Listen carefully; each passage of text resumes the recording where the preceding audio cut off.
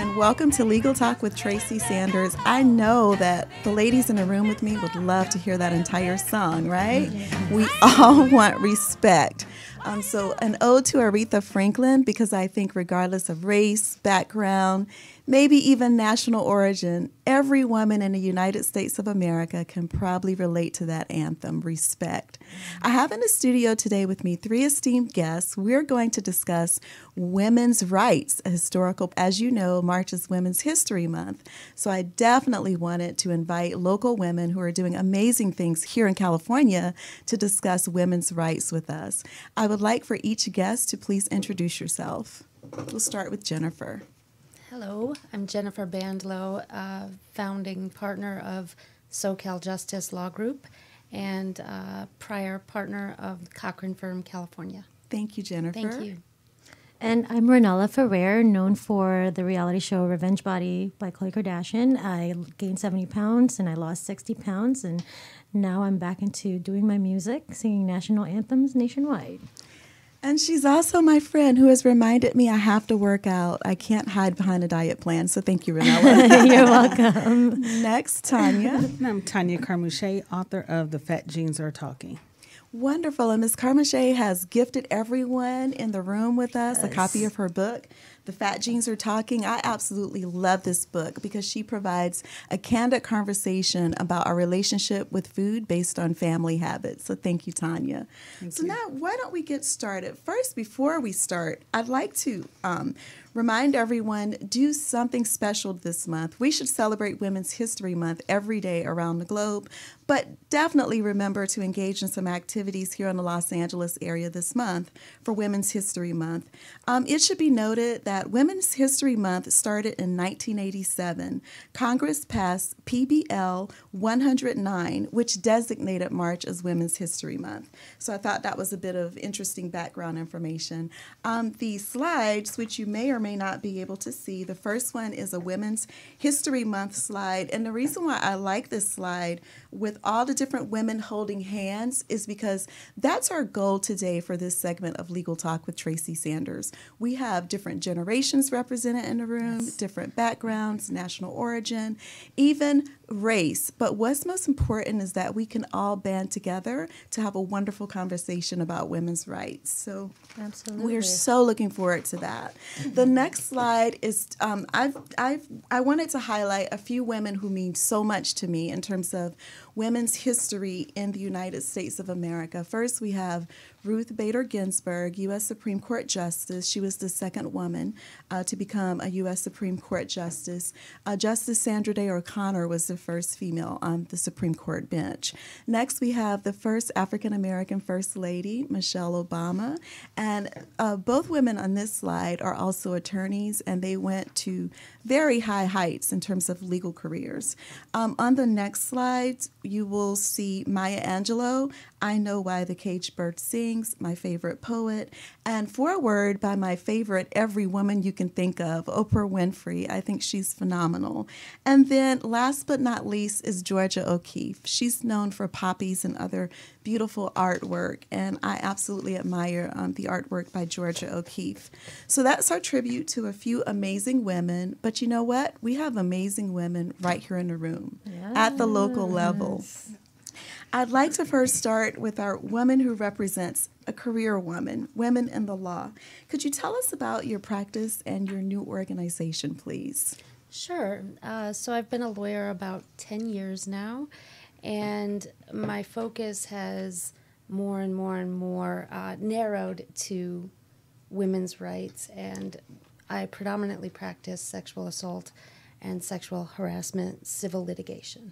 We will definitely ask you a lot of questions about Me Too, because you know that is hot right now in our country, so we're so happy to have you here. Thank you. Ranella, could you tell us about your background?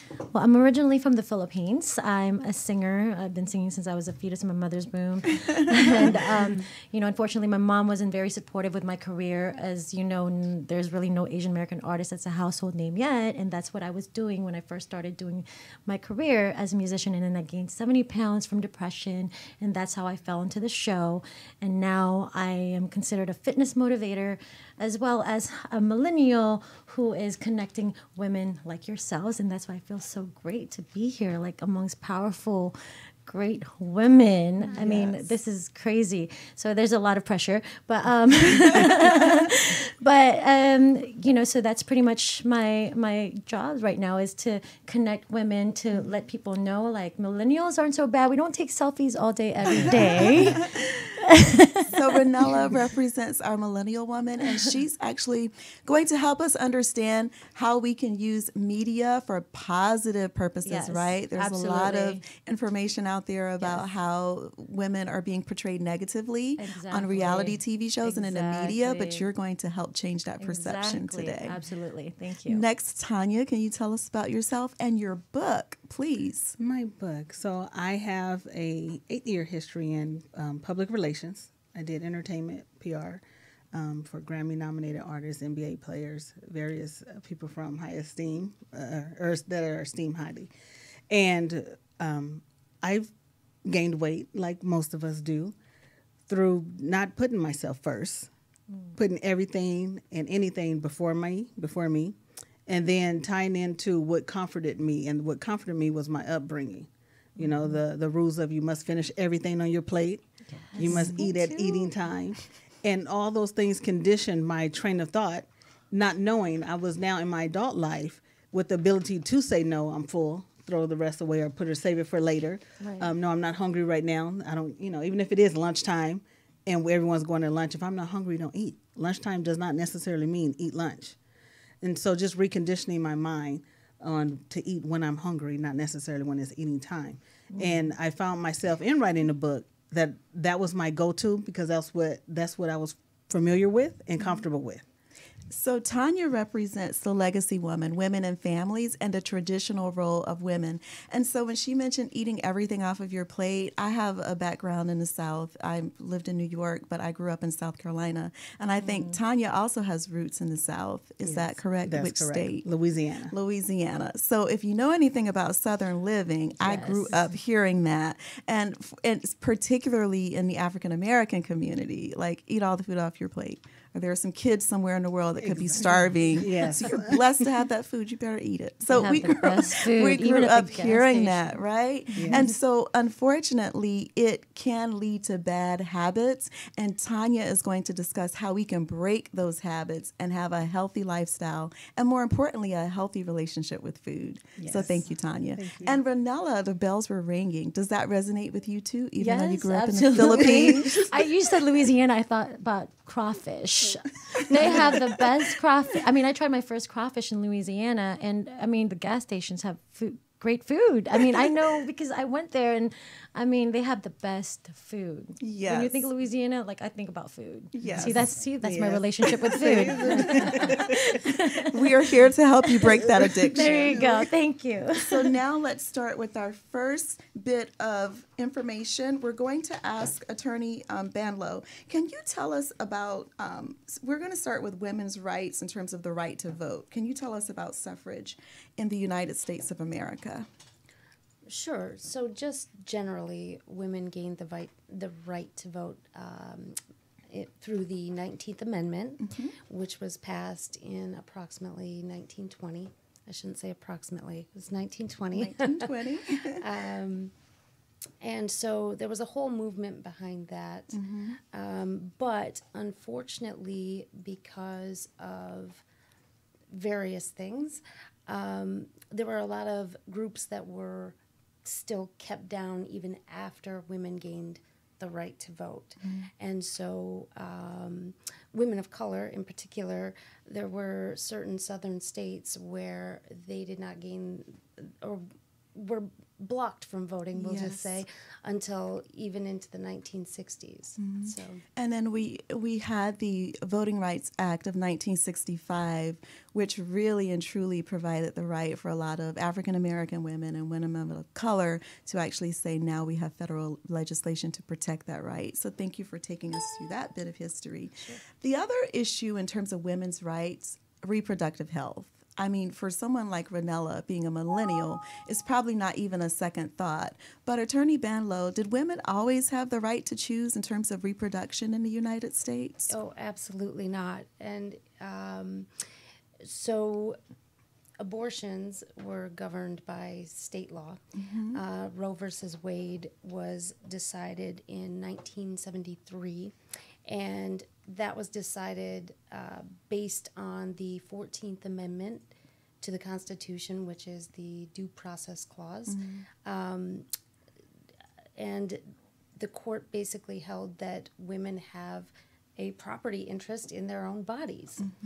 The court, though, balanced that with the state's rights to protect women. Yes. So the right to abortion was not absolute. It was based, I think, it was based in the third trimester. Once a woman hit the third trimester, then the states could control and say no abortion after that. So Attorney Bandlow mentioned the 14th Amendment. That's equal protection under the law, and it can also be mentioned the fact that one of the fundamental rights under the United States Constitution is the right to procreate. Roe versus Wade actually provided case law as precedent on the books where women actually have the right to an abortion. But Attorney Bandlow, right now in our country, this is still a divisive topic. We know that particularly in the South, and Lord, I'm from the South, sometimes I'm like, why does it always have to be the South in terms of fighting for progressive rights? There are a lot of Southern states that want to do away with Roe versus Wade and believe that abortions have gone too far, that they need to be curbed. Do you think that Roe versus Wade will be overturned? Well, that's a huge question. I'm not Of sure course. anyone can answer it. But you can narrow it in terms of the likelihood. I mean, you'd have women up in arms if that should happen. I think it'd be a problem. And I was recently looking at the Supreme Court. Actually, I think in December, declined to hear some cases brought by Louisiana and Kansas because they were attempting to exclude Planned Parenthood from Medicaid. That's a very general statement of what it was. And it wasn't necessarily abortion rights, but even some of the conservative justices went with the liberals and declined to hear those. So yes, it appears, at least at this point, that it hasn't been brought before the Supreme Court, and they may decline to hear it, which I hope. Yes, and it should be noted that we are not providing any type of legal advice. If you have any questions about abortion rights, reproductive rights, you should definitely contact an attorney in your state. So what we're doing now is just providing generalities in terms of reproductive rights. And we both agree that hopefully Roe versus Wade will not be overturned and that women will continue to have the right of choice. It's so important. When you mention the Supreme Court, I have to mention we have 4 female justices. We have Sandra Day O'Connor, who is no longer on the court, but she was the very first female justice, Ruth Bader Ginsburg, Sonia Sotomayor, and Elena Kagan. I'd like to ask Attorney Bandlow, do you think women representation on the United States Supreme Court, does it help when you have these type of decisions that are being made that could affect the lives of women? Oh, absolutely. Colloquially referred to RBG, the notorious RBG.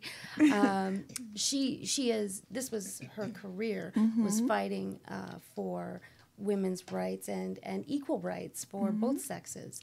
And so I think absolutely that voice is so important on the Supreme Court. And that name is well deserved. I mean, you have to admire her passion. Even when she was going through reported health concerns, she was still dedicated to our country. So I'm so happy that you mentioned her name, which she's affectionately called. I'd like to now go on to Ranella, and could you tell us about some issues? So Attorney Bandlow took us through then. So we discussed reproductive rights and the right to vote, but now we see a lot of issues in the media in terms of younger women, and of course domestic violence affects women of all ages. But a lot of younger women are in bad relationships. Yes, domestic violence. All these situationships happening. People don't want to settle down because social media is so, it could be positive, it could be negative, because it's so available for everybody from all over the world that you can just send someone a DM, and if they like your photo, they can communicate with you. And so men, have all these available options. Successful men, doesn't even matter how successful you are. Some men, it doesn't matter. But that it's so much, it's so available that people will settle for who they can say, oh, this is going to be the person that I'm going to be seeing, because a lot of people don't want to settle into a monogamous relationship. So when they settle with that person, unfortunately, I don't know, what I've experienced or what I've seen is they tend to accept bad behavior just for the sake of saying that I'm in a relationship. Yes. I have someone to sleep with at the end of the day, or I have someone to call, at the end of the day, because like I said, social media is so exposed to everybody that there's so much options for everybody, especially here in Los Angeles. Absolutely. And that's a perfect stopping point in terms of my next question for you. You had mentioned sometimes now people are more focused on the outside rather than the character. Right. And social media kind of presents this entree, pick or choose, right? But you said an important trigger word, bad behavior. So what about women who end up in relationships and this person is engaging into, say, physical abuse, emotional abuse, financial abuse, sexual abuse? What do you think a woman should do if she's in an abusive relationship? Oh, absolutely. Like, report it right away. Tell somebody, tell a friend. And I know personally I've had some friends and that has experienced that, and they're afraid to tell people because they're embarrassed to say, oh, my partner did this to me. Or, they don't want to let people know and expose that person or themselves, and they're embarrassed. I mean, if somebody got abused, especially if, they have family members or friends that know their partner, they don't want to tell, their friends right away because they're embarrassed. Don't be afraid. Speak out.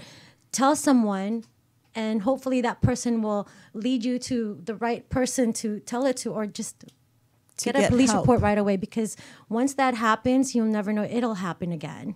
It's not going to stop. That person will need help. So from a legal perspective, we had Violence Against Women Act. I believe it was extended during the government shutdown. Hopefully the act will be renewed because it is soon to expire, or it has already expired, but it's been extended. So that's federal protection. Then each state has laws that will protect women from harassment and domestic violence.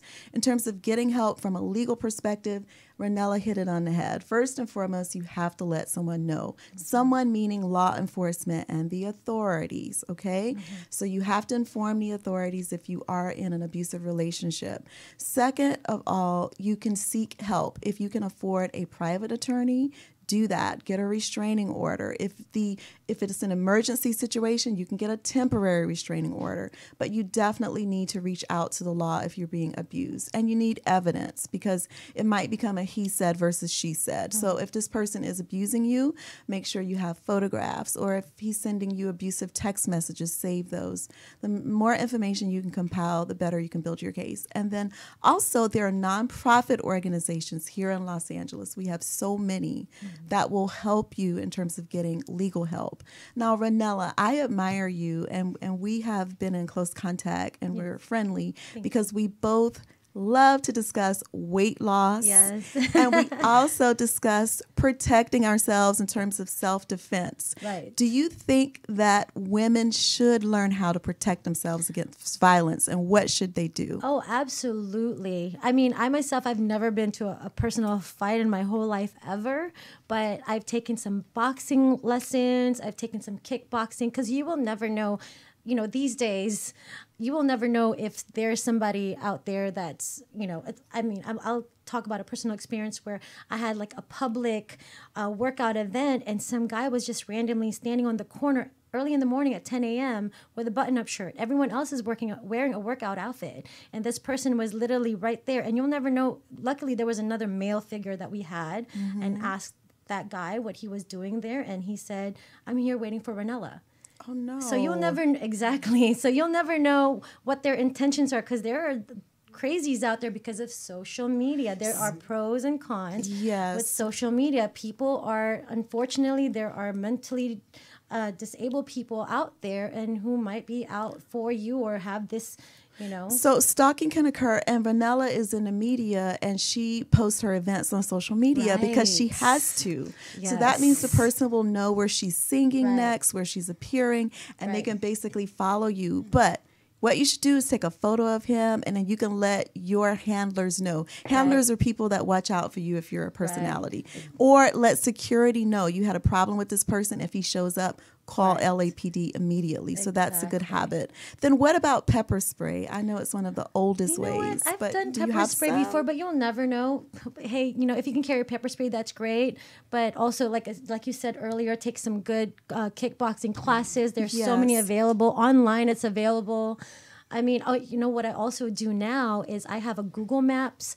My location is turned on the whole time, and I share it with my best friend. So everywhere I go, even though she's nosy, sometimes she'll be like, "What are you doing? Where are you at?" But you know what? It's always good to share your location with someone, your daughter, your family, your brother, your sister, your mother, just in case, because you'll never know. She's speaking about the buddy system, and it's very important. Even as attorneys, we travel a lot, so you want to let your partner know, your husband, your spouse, your wife, your parents. If you're out of state, like me, I'm here, and a lot of my relatives are on the East Coast. So when I travel, speaking engagements, and I'm going to New Orleans soon, I always let my parents know, my family know, because you're right, you need a buddy system in place. And you should also let them know which hotel you're staying in, your flight numbers. Like, these little small things can protect us. I'd like to go to Attorney Bandlow and ask about sexual harassment. So that's a bit different than domestic violence and stalking. But some women have hostile work environments. Can you tell us what we should do if we're in that situation? Right. So a hostile work environment at work is defined by California law as an environment that is, there's so much harassment going on based on sex that it becomes impossible to do one's job, or very difficult to do one's job. And these could be comments.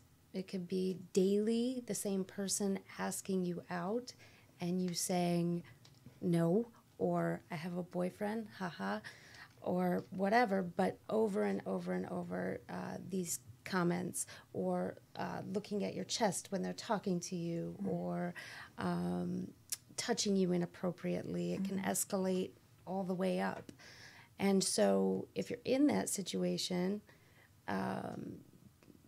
it depends really on the company, but I would say look first at the policy manual and find out who to report this to.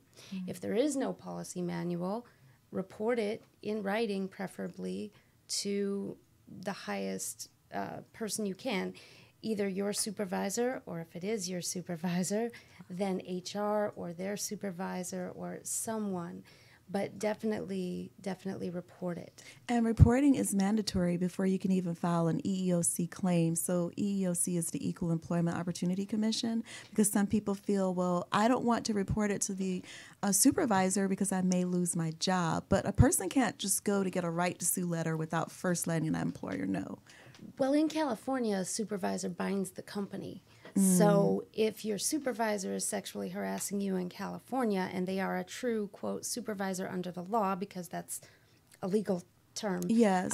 But if they are a true supervisor, they bind the company. Yes. And so in that scenario, I would still suggest the person should report, of course, but you can still file with the Department of Fair Employment and Housing and obtain a right to sue. So that's the state level. So you have EEOC, which I mentioned is federal protection. What Attorney Bandlow mentioned is the California state agency. But what if someone is out of state and they're listening outside of California? There should be a corresponding state agency across the United States.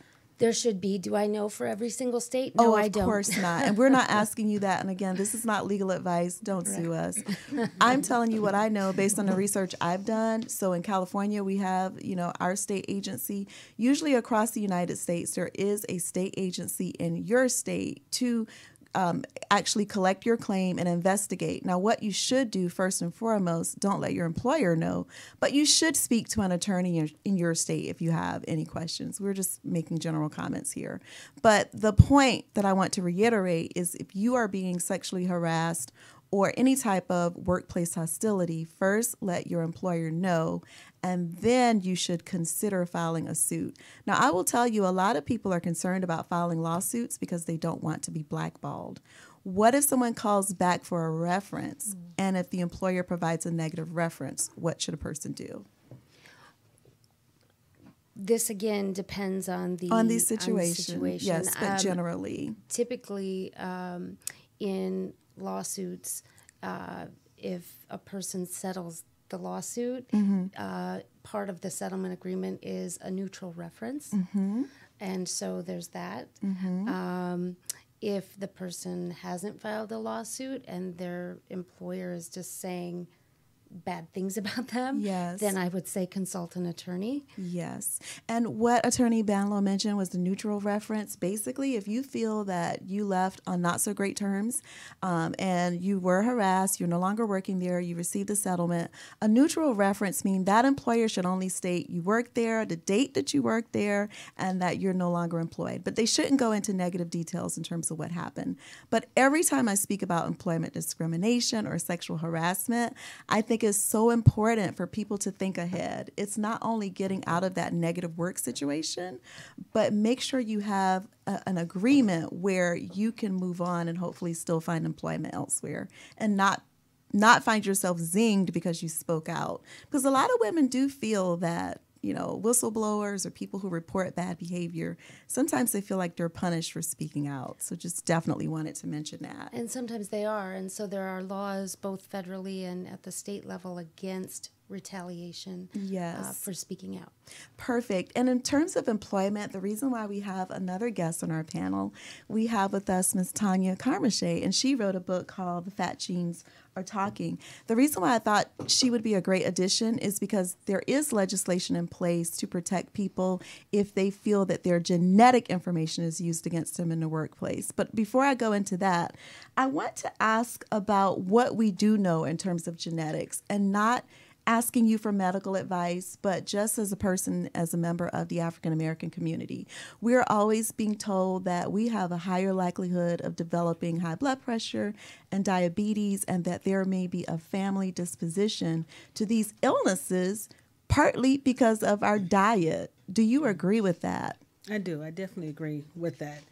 Coming from the Black culture, we're taught to eat rich foods, fried chicken and extra cheese on your mac and cheese, and everything is fried okra, fried tomatoes. And we grow up because these are comfort foods. These are ways that we show love to one another. You know, every Sunday you go to Big Mama's house and all the food is there. It's like Thanksgiving every Sunday. But that's how you know she loves you, you know. Mm-hmm. And we have to, as a culture, as a community, find different ways to show love. Mm-hmm. Food is not necessarily, you're killing us. We're killing ourselves. Do you speak about that in your book? I do not speak about that in the book. But based on our conversations, you had mentioned that the reason why you wrote the book in part is because of your relationship with your family in terms of food. And I know you grew up in Louisiana. So how are you breaking that pattern in terms of the next generation? Well, I grew up in California. My father's from Louisiana, so my family is in Louisiana. Mm-hmm. But breaking the pattern, as I mentioned before, growing up, we had to eat everything on our plate. And then we had to eat at eating time. Mm-hmm. So if grandmother says it's time for lunch, it's time for lunch, even if we just had breakfast 2 hours earlier. Mm-hmm. And breaking that with my daughter, I allowed her to eat when she told me she was hungry. I let her know, hey, dinner's ready. And if she wasn't hungry, okay, well, you don't have to eat right now. And I'm going to, here's your plate. And you go to it when you want to. Even at a young age, 4 or 5 years old, I did not force her to eat when I said it was time to eat. Mm-hmm. And then also I didn't force her to eat everything that was on her plate. And then making better choices with food. We don't run to chips for everything. You can go for fruit, or you can go for something smaller. Yes. And then even as an adult now, it's okay to order a kid's meal. If you still want to go out to McDonald's, well, fast food places. I won't name No names. free promotion. No free Pay me promotion for an advertisement. It's okay to get a kids meal. Yes. So first, when she was in office, First Lady Michelle Obama started an initiative where it was cutting fat and calories and bad foods at school. So it's not only what we eat at home, but at schools. Do you think parents should be very cautious in terms of figuring out what's on that school menu and then making sure their kids have healthy options? Yeah, absolutely. Parents have to be involved with the school and vending machines and make the options. And I'll admit, I also worked for a hospital. And when that initiative came for schools, the hospital took on the initiative as well. So going to the vending machine and there's only baked chips and diet everything. It was like, wait, what is happening? Break time going across the street to the store. It was a challenge to change. Yes. But once you become used to it, you see that it's worth it. Yes. And as parents should definitely talk to schools and make sure that these options are available. So in terms of the genes, it's important to remember that now we do have DNA testing kits. A lot of them, I'm not going to name which one that I have at home that I didn't use yet. I will, though. My concern has been privacy and DNA sharing. Like, I will sign this agreement that you can test my DNA, but I don't want you to share it with a third party. So my concern has been in part privacy. I'm doing a little bit more legal research before I actually go through with it. But I do know this, companies can gain access to your information, and people have filed lawsuits based on DNA sharing that resulted in employment discrimination or even discrimination based on insurance premiums. Because say, for example, if an insurance company knows that you have a predisposition to a certain illness through the genetic testing, well, you might die sooner. So perhaps your premiums might increase. So I definitely wanted to kind of speak to you in terms of, I don't know if you've done DNA sharing. This is just your general opinion, not legal advice, not medical advice. But do you think the value of knowing what's in those genes that might be talking might outweigh the possibility of invasion of privacy? How do you feel about the DNA testing kits? The DNA testing kits, I've always believed they were already, I believe when I was born, they took my DNA and was using it for studies. That's just my belief. They meaning who? Government. Okay, we will stop Government. there. We will stop there. They is so funny to me. I always ask, who is they? So we'll stop with the government. But the study is necessary, I believe. However, using it for higher insurance premiums is not fair. And I think it will be amazing if we, especially the Black culture, can let them have their studies and show that, oh, we're prone to diabetes and high blood pressure, and then we all change our diet and become healthy and prove them wrong. Yes. So share the information with us so we can live happier lives and healthier lives. But one thing we do know is diet matters. That's something we can take control of, and it has nothing to do with they, right? Yes. We have to accept personal responsibility to not get that fried chicken that Ranella loves. Or me and Attorney Bandlow, we both love cupcakes. So whatever your vice is, you can take personal responsibility for that. But in terms of DNA and testing and sharing, as you had already mentioned, it's probably stored somewhere. But I found the value of that, particularly for African American people or anyone, if you want to know your heritage and where your family came from. What do you think is the value in that in terms of ancestry? I find it interesting. Actually, my daughter last week was digging and building family trees, and we found some interesting things. And it was good to know. It gives you a better sense of who you are, where you're from, and it sort of helps. It sort of helps you in life, in your journey, or see where you've been or where you've come from, your past, and then how can you change it. Yes. You can look back and see what you do like and how we're going to further this and carry it through the family name and what I didn't like. Yes. And I don't have to be that way because of my DNA. You know, people say, you're just like your mother. You're just like your father. You don't have to be. That's true. That's so beautiful. That was so Oprah-esque, and I'm not supposed to say celebrities, but I want to hug her. I can't, though. So we'll go back to Ranella. So we've discussed DNA in terms of food and habits and DNA test kits.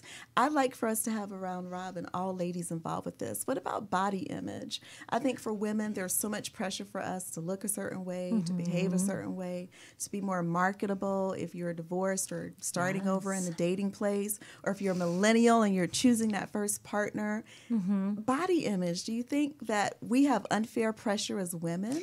We definitely do. We definitely do, especially here in Los Angeles. However, one thing that I've seen and one thing I'm so happy about is we are promoting a lot of body positive image nowadays. I mean, you see like, different swimsuit companies or fitness apparel companies that shows curves, and we are embracing real curves these days, that it's not, I mean, that's the real reality. Not everyone can just eat a celery a day, not everyone can just eat a carrot a day. People love to eat, and that's our culture, and that's how people get together with society. And there's so much food available nowadays. And I think that what we need is definitely, like you said, proper nutrition for the younger generation. I wish I would have known what to eat better when I was younger. I was like you. I had to finish what was on my plate. So even to this date, I have to watch myself because I'm like, oh wait, I'm full already. I don't have to eat what's everything that's in my plate. So it's all up to how you were raised, but it's definitely knowledge, of what to eat, the alternate food instead of eating that cupcake. I can eat oranges or apples, even the right fruit to eat, because sometimes some fruits have more sugar than the others. I had to learn that when I was going on my 3 to 4 month diet. I wanted to eat pineapples. I was like, well, fine, I'll eat fruits and pineapples and strawberries. No. My trainer was like, you're going to eat blueberries, blackberries, those type of fruit. What do you call it? Grapefruit. I never liked grapefruits. So you had to make healthy choices. Exactly. I'd like to ask Attorney Bandlow. So Ranella mentioned something very important. Women now feel a little more comfortable with curves and showing cleavage and being a little more provocative in a positive way. I don't mean it in a negative way, but some women are embracing their sexuality and they see it as power. Unfortunately, some women take that into the workplace and they can be zinged for it.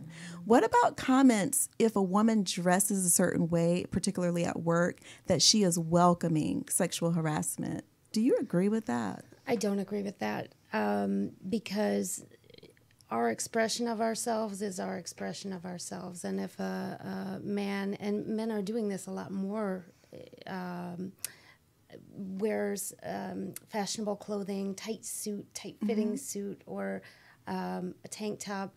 A tank top might not be appropriate for the workplace, and maybe what the woman is wearing is not appropriate for the workplace. So I'm not really talking about a dress code or what's appropriate or inappropriate. Right. But I am saying if you're within the confines of the dress code for the workplace, your expression is your expression, and you're not welcoming sexual harassment. Sexual harassment is somebody doing something to you affirmatively. So what about the other concern that Me Too has gone too far? I've actually heard some people say, oh, now women are filing so many claims that men are even afraid to give a woman a compliment. Or if a person is a high-powered male and he feels by dating you, you might complain about something that, oh, you're a risk to my employment, my career, my image. Do you think that Me Too has gone too far and it's kind of eroding relationships between men and women?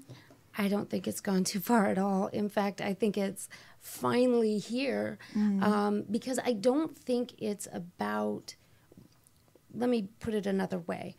I think it's finally, women are finally coming out and saying what's happening to them and being greeted with empathy rather than what were you wearing? What were you doing? Why did you let him in? Why did you smile at him? So we were blamed for so many years, and that's why a lot of the reason I think why women didn't come out. And so with Me Too, the pendulum is swinging back.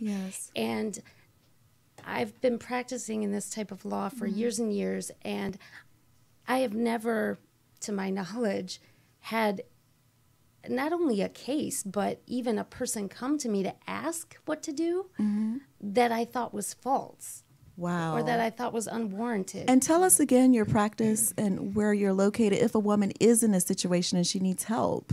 So my law firm is SoCal Justice Law Group, and it's located on Wilshire Boulevard in Los Angeles, California. Perfect. So now I'd like to circle back briefly to Ranella. You represent the millennial woman during our generation, and I'm assuming that Attorney Bandlow and Tanya and I probably are more borderline Gen X, so we are Gen X. For us, woman meant woman. Biologically, you're a woman. For millennials, you all also include, and we should all include, transgender women. Yes. Do you agree with the pendulum being slided, as Attorney Bandlow mentioned that pendulum? It's also sliding more in the favor of inclusion in terms of who is technically a woman. Right. Do you think it's better now that we are recognizing transgender women and they have rights too?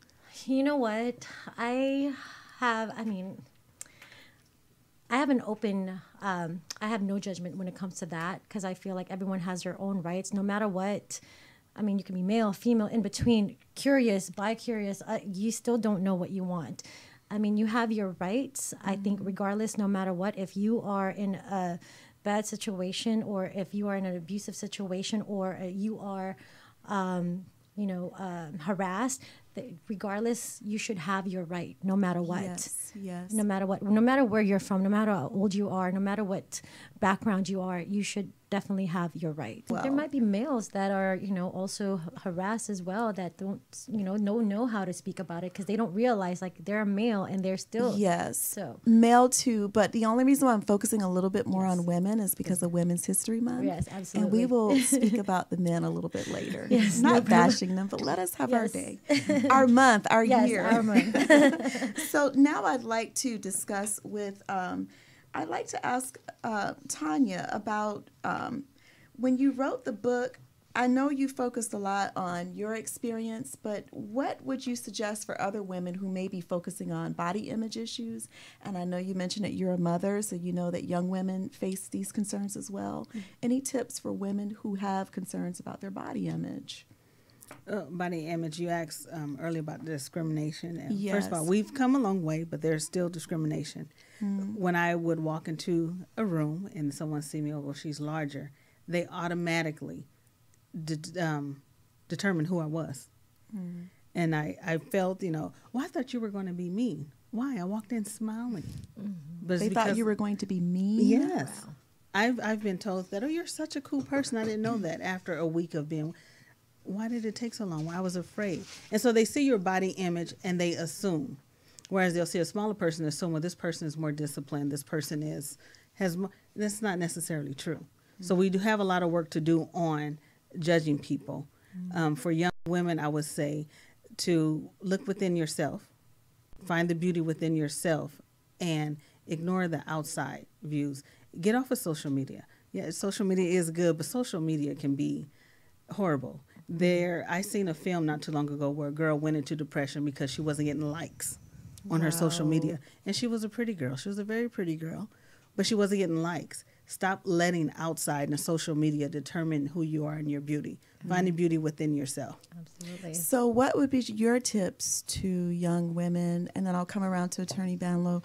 But Ranella, what about working with young girls in terms of you being a singer and a TV personality? How do you mentor young women in terms of body image? Most of postings, even in person, because people think, besides being an influencer online, I'm actually a real influencer in person. When I do encounter someone who, I could tell, especially like going to the gym, and I could tell they need assistance, I actually cater more when I see someone who's like really trying at the gym. I'm like, you can go harder, you can do better, and I give them free tips. But whenever I do post something, it's all about positivity, because us as millennials, we do get a bad rep as well. Like, oh, you're just another girl trying to post pictures and pretty pictures. But I tell even some of my other friends or associates to say, when you post something, have some meaning about it. Have a purpose behind that sexy two-piece posting that you have. Yes. Have a good positive message, because at the end of the day, I did come from a different part where I was overweight, so I know how you feel, and I know how it is. So I was that girl. Even right now, sometimes I walk into a room, I do get prejudged. Oh, she's just another pretty girl who's just trying to, show herself. I'm like, no, I actually do have a brain. I have to put my foot harder sometimes to let people know that there is something more to me than just taking photos. Yeah, I do look like this. This is all part of the brand, but at the end of the day, there's more to you than that. And that's another thing. It's like your heart. I mean, the more your heart is, the more pure your heart is, the brighter you shine, And that's why I selected you, because as I said, you all represent different women, and reality TV and influencers getting a very bad rap in terms of taking women backwards. Yes. But I wanted to display an image of an influencer and a TV personality and a singer who's actually working with young girls and trying to help them to understand that you can use social media and technology in a positive way. So now in terms of the attorney, so I'm not practicing. I focus on media and education. Attorney Bandlow is practicing. So I'll tell you what I do in terms of mentoring young girls and giving back. I actually volunteer at the Boys and Girls Club of Greater Los Angeles. I was brave enough to even go to the Boys and Girls Club of Greater Los Angeles, Watts Willowbrook. So I live closer to Mid-Wilshire, and I was told, oh, you shouldn't go there. That's the bad side of LA and all these negative things. When I reached out to the Boys and Girls Club, and they said that's where they had a need, because there is a need for African-American kids, particularly girls, to see professional women, and for them to see brown professional women, because they don't have enough positive role models sometimes. And so I was told, well, we really need black professionals to go to Watts Willowbrook.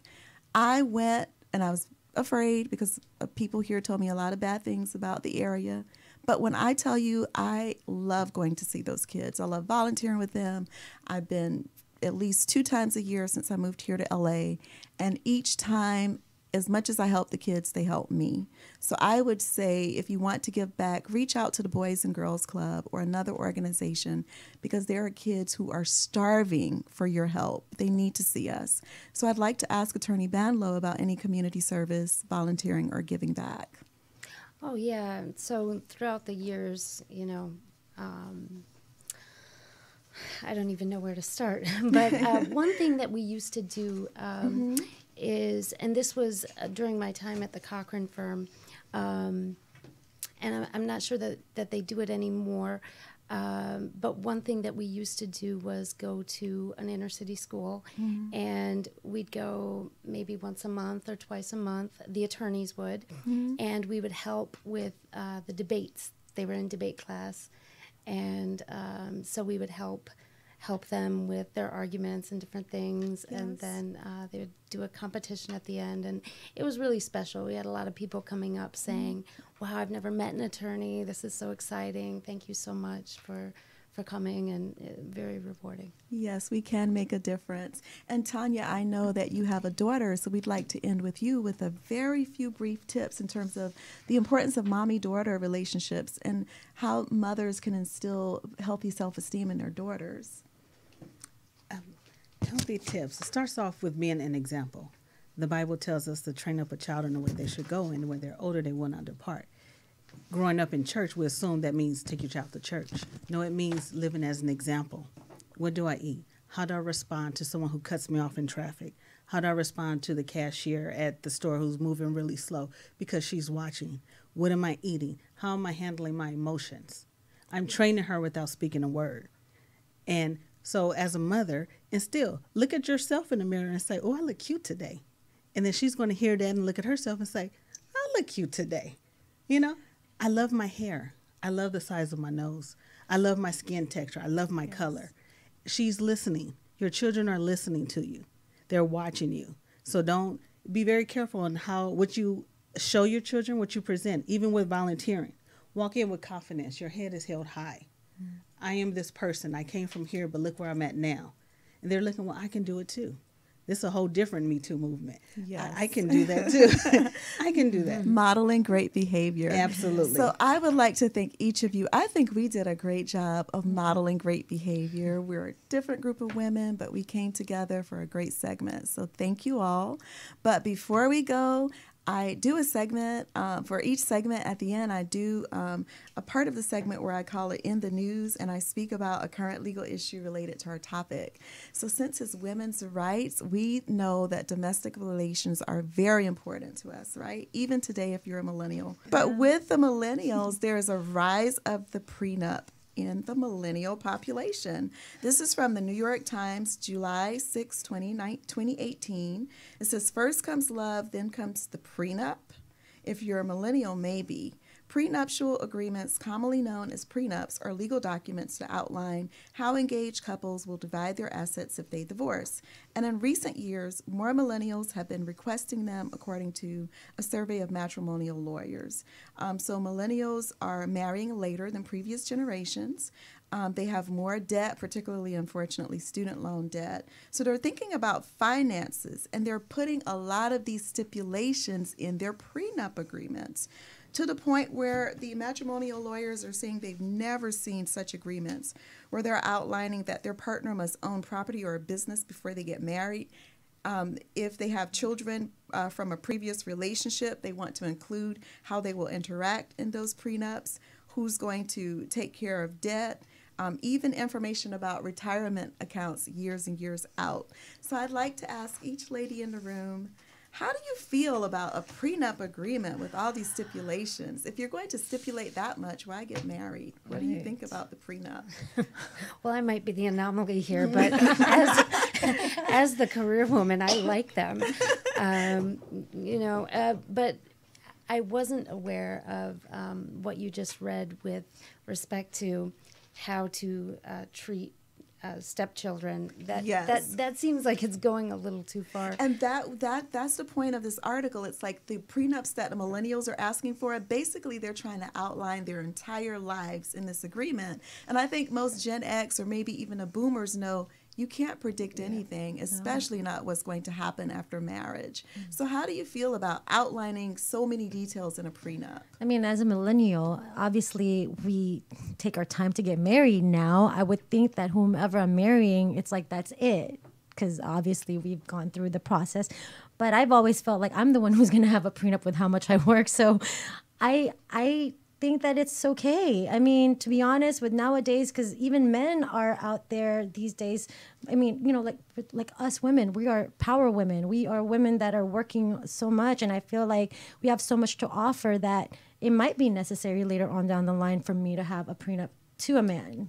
And to protect our assets. Protect our assets, absolutely. So what do you think about that, Tanya? I'm all for it. The outlining of how we're going to interact with the children and retirement, but that's a lot. But I'm all for the prenup. I've worked very hard, very, very hard for everything I have. Although it's not a grand gesture. It's not, it's not, I'm not on that status yet. I want to protect what I had. I'm glad I wasn't the anomaly. Yes. Right. You're right at home. I will say, without being too personal, only because we have 2 minutes and we can edit this out, I have been previously engaged. We were 35-ish. And it was him that had the stipulations. He said you have to take cooking lessons, and you also have to have a credit score of 700.